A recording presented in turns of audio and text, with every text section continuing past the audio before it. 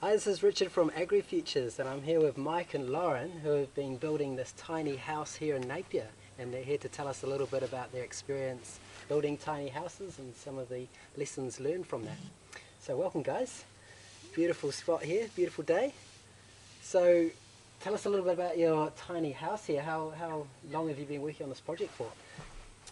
So it probably all started, probably about 3 years ago. Yep. It was myself, mainly to start with, just looking online and getting into seeing small structures and these small homes, which were which were picking up quite a lot in America in their recession. So I sort of got quite interested in that sort of thing for various reasons. And I followed it a bit, and then one day I just woke up one morning and just said to Lauren, let's build a tiny house, eh? And I don't know if you're on board or not at that stage, but... Probably not really.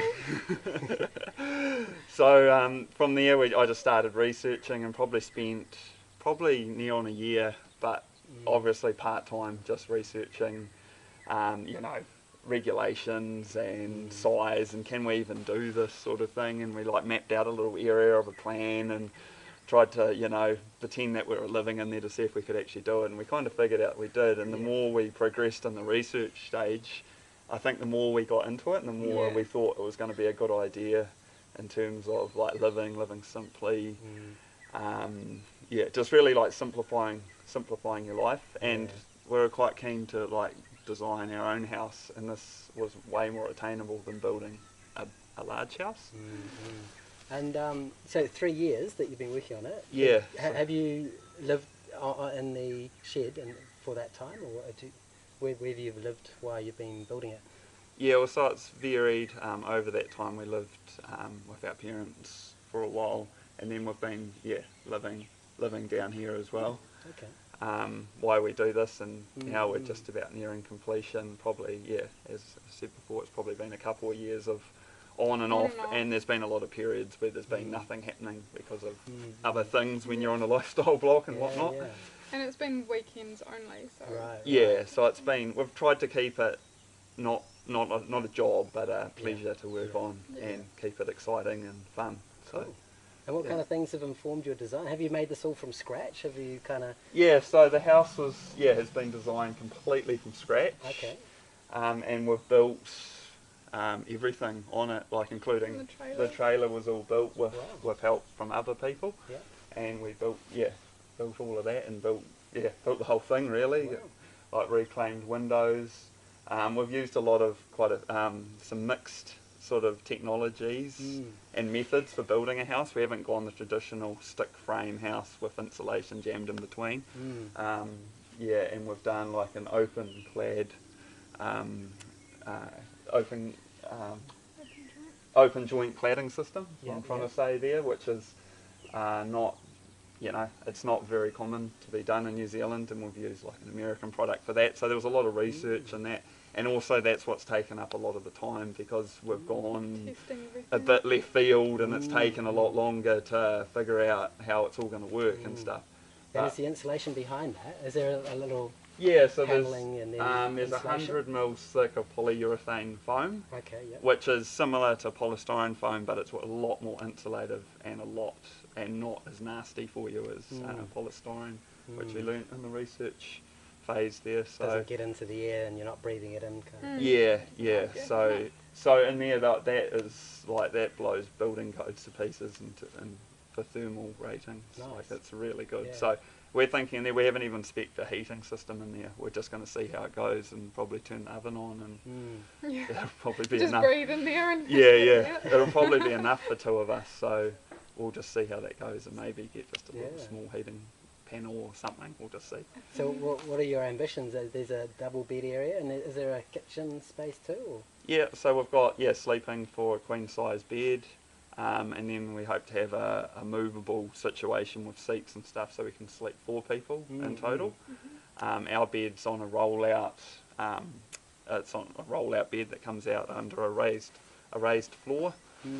So that gets tucked away when you're not using it, which a bed's just a massive waste of space most of the time when you're not using it. And then we'll have a full size kitchen with you know, normal size appliances, fridges and ovens and whatnot. Wow. And then there's a bathroom tucked at that end there, which will have Sounds a like shower. lot for Yeah. Small space. It's a full-size house condensed into 22 square metres, so Wow. it's 3 metres, 3 metres by 7.5 metres. Okay. Yeah.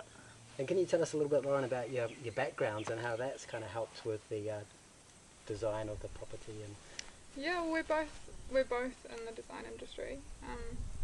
I guess we've probably got quite a lot of aesthetics are really important to both of us, and we both probably have an eye for it, but in a particular way. The good thing with a small house like that is that you can actually design it to your needs. So it's very specific to us, this one, right down to like the bench heights and stuff like that. So we're both quite tall, and it sort of works. I don't know. Yeah, there's just all our design background has kind of all been squashed into one little house. Really, all our like all those with skills with you know, building, like learning mechanical kind of engineering type things going on, and then mine's a bit more of a you know, the overall look of everything, The aesthetic side of it. Yeah. And the finishings and stuff like that. And is there a bit of a process of design that you work through? Like, I heard of one technique in a kitchen of you kind of position yourself in there, and you reach around and you see what is within reach, and you kind of work your way from that and expand out from there as to your placement of things. Is there some sort of process you work through with the positioning and placement of things? And Yeah, there is with you more so, eh? Yeah. Like, I think you're more like the mind behind how things function, and I put together how it's going to look. So, otherwise, I think I'd probably just be like, oh, that looks good. So I guess the combination of the two backgrounds and design come together quite well. Nice. And I think it should end up being functional but still looking good. So, And what are some of the restrictions around compliance to regulations? Like, what are some of the main considerations around that? So because it's like a mobile structure, it means that you don't generally need to have like a building consent to build it. So that means that's one of the big, I see the big advantages, that that pretty much anyone can build their own house, which is a skill that's very much lacking these days, I think, in the developed world. And then you get to build it exactly how you want, which is cool. Road,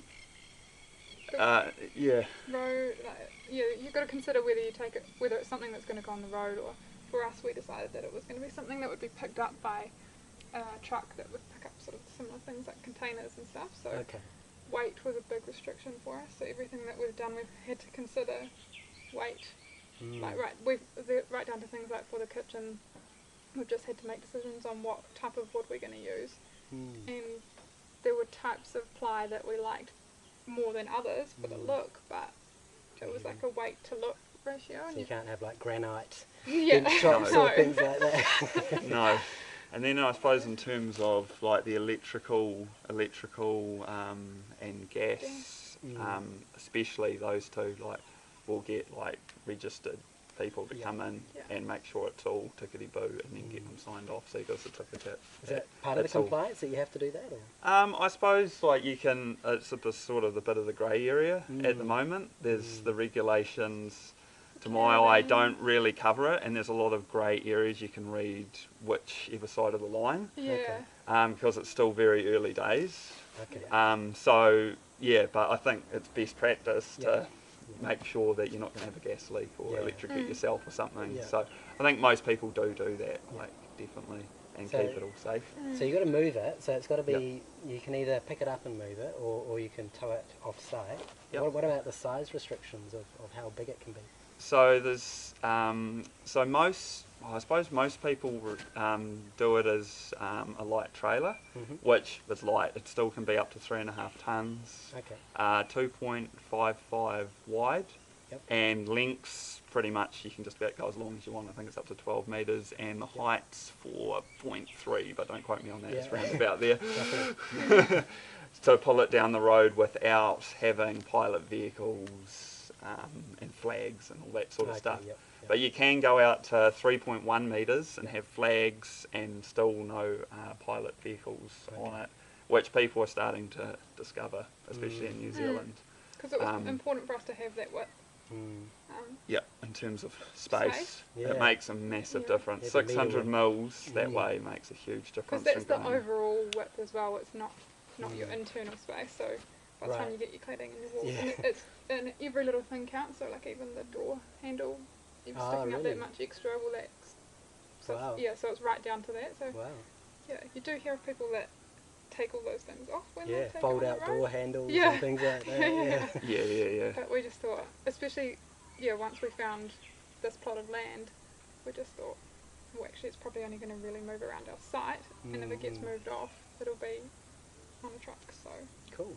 for us, it was And more and about- does it have to be an association? Like I noticed you got your shed here. Does it have to be an association with an established building with all the plumbing and stuff, that building has, or can you move to a site with a mobile house and live in that, and you don't need any associated buildings?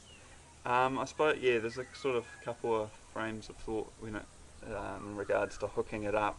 Yep. Like we've got the option to hook it up to our existing septic Yep. on site, which, it's got its pros and cons. Yeah. Or you could have your own, because it's only discharging grey water, there's no black water because we've Okay. got composting toilet. Wow. So you could use your grey water to irrigate your vegetables or your, your fruit trees or plants or whatever. So, I suppose you can go down the same frame of thought that you keep it completely independent of everything else, especially if you've got solar as well, so then you don't even need to plug it into power. Okay. Or you could, some people I know go the other way and hook it up to power, plumbing, everything. You might have a flushing toilet, the works in there. And again, regulations, I don't know what's better or what's worse. I sort of go down the mindset that if it's its own independent entity, that you can just hook up and tow away with minimal work.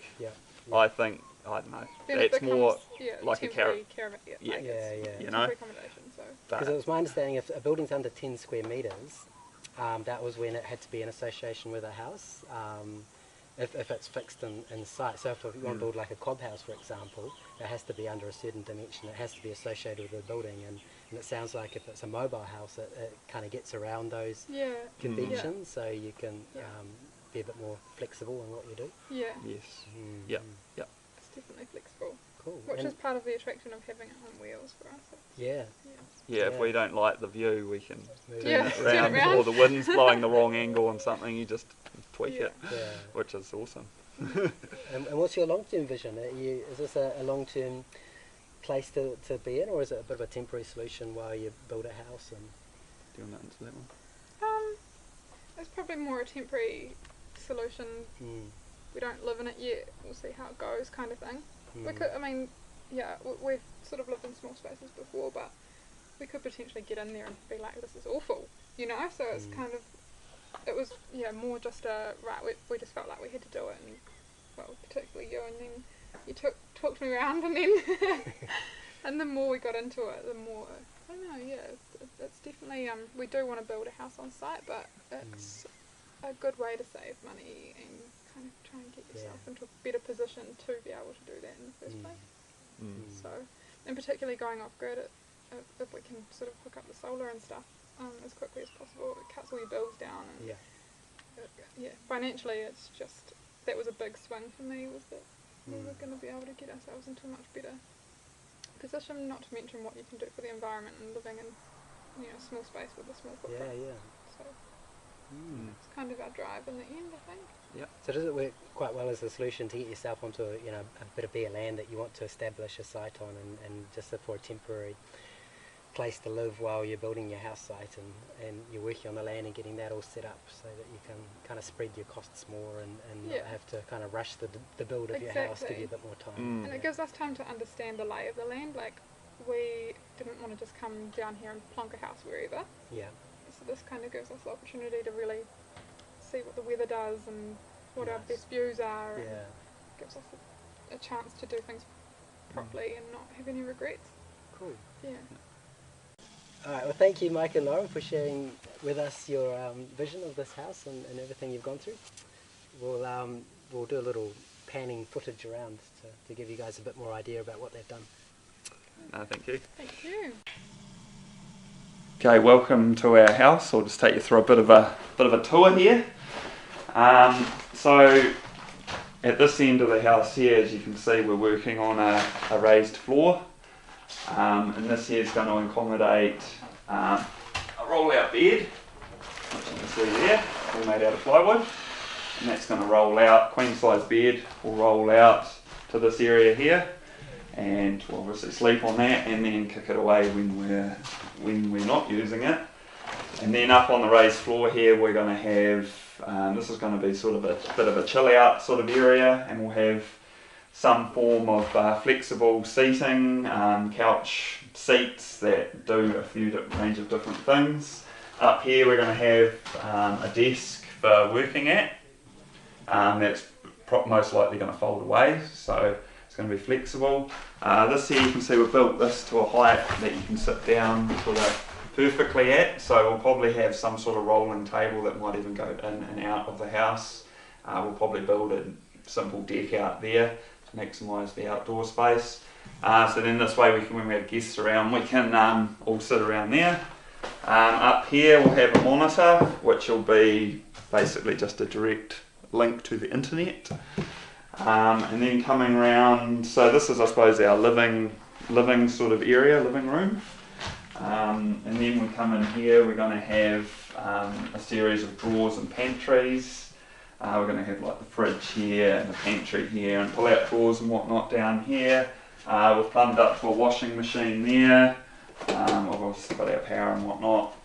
And then if we swing around here for all the mess, this is going to be the kitchen area. So it's a small but full-size kitchen. So we'll have an oven here, a gas oven, and then in here we're going to have the sink that's from standing in.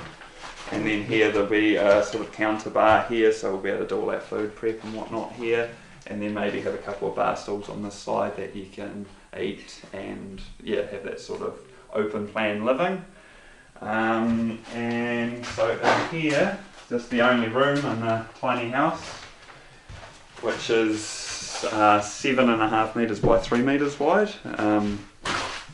In here we're going to have a shower, so we'll have a shower head here, mixer here, ventilation here, and a view.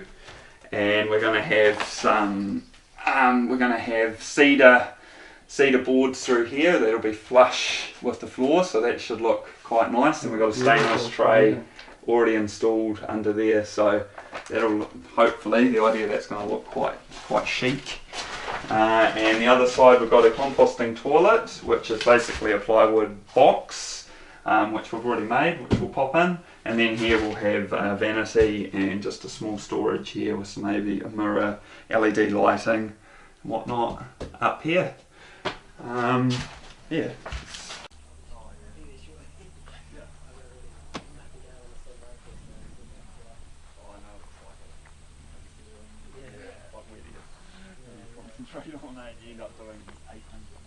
But and while I'm doing that, I'll get this map sorted so that we can kind of get an idea of what zones we can wear.